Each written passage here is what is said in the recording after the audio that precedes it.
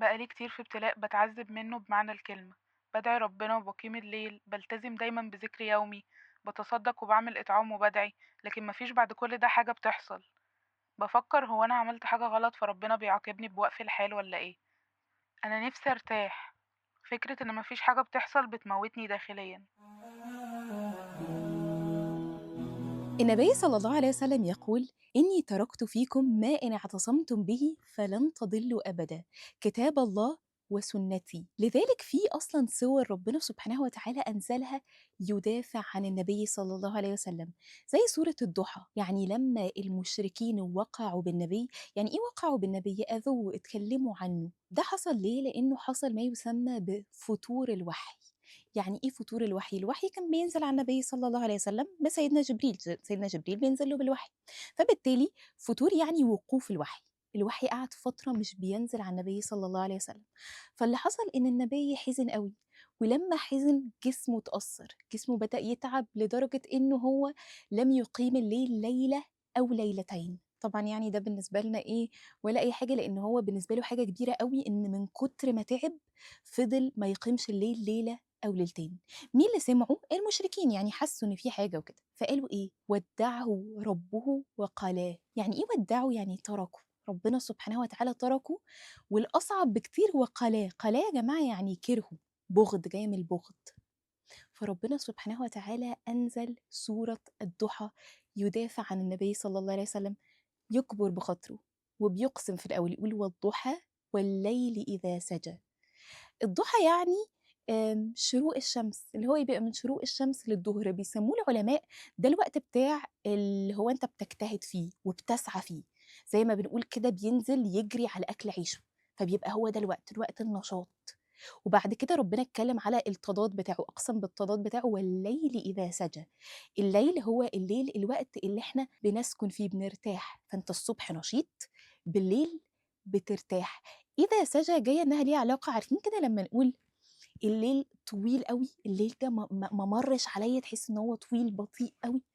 فكأن ربنا هنا بيقول لنا انه مش معنى ان في ليل طول عليك، حسيت ان هو طول قوي، ان الصباح مش جاي. فعشان كده بيقسم للنبي: والضحى والليل اذا سجى ما ودعك ربك وما قلى. وهنا لانه ممكن يكون في حبيب بيودع حبيبه، فربنا قال ودعك، عايده على النبي صلى الله عليه وسلم بالكاف. انما قلى، مفيش حبيب بيكره حبيبه، لذلك قال قلى من غير ما يقرنها بالنبي، يعني المفروض قلاك، ولكن ربنا ما عملش ده. فبيقسم له هنا انه ربنا لم يتركك، وكمان ما كرهكش، انت لسه حبيبه اللي اصطفاه نبي للأمة، لأمة المسلمين وخاتم الأنبياء. بعدها بيقول له إيه؟ وللآخرة خير لك من الأولى. هنا العلماء ليهم معنيين: الآخرة بمعنى الآخرة، إنه في الآخرة يعني هيكون لي أجر كبير قوي، أو الآخرة بمعنى إن كل لحظة هتكون أحسن من اللي قبليها، فالنهاردة هيكون أفضل من بكرة، وبكرة هيكون أفضل من بعد، وهكذا. أنا عارفة إن وأنا بتكلم هتبقوا حاسين يا سمية بس أنتي بتتكلمي عن النبي صلى الله عليه وسلم أفضل الخلق. هنا العلماء قالوا إن حضرتك ليك نصيب من الآيات دي، بس بقدر اتباعك للنبي صلى الله عليه وسلم.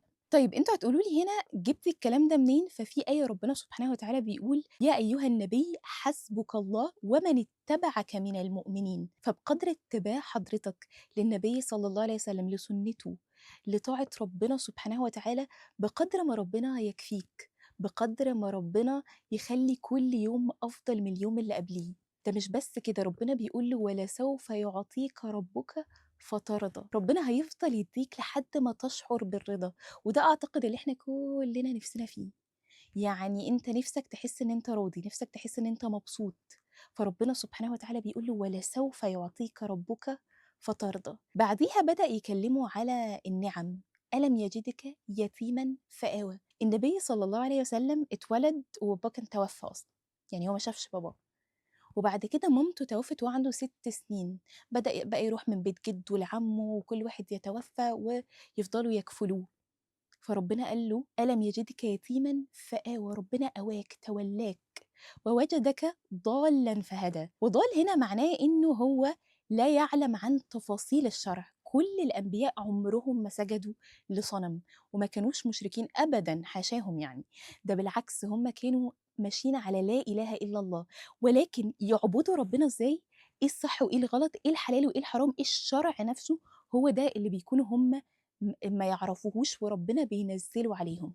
بعد كده قال له ووجدك عائلا فأغنى، عائلا يعني فقير، وجدك فقير فأغناك. فلما بنلاقي نفسنا في الحتة دي بتاعت إن مفيش حاجة بتحصل، بافتكر إنه ما ودعك ربك وما قلى، وببدأ بقى بعديها كمان أذكر نعم ربنا سبحانه وتعالى عليا السابقة. طب ربنا نجاني في كل ده، وكل مرة خلي بالك أنت كنت في ابتلاء كنت بتقول لنفسك إن شكلها مش هتعدي، ولكن بتعدي وأحسن بكتير.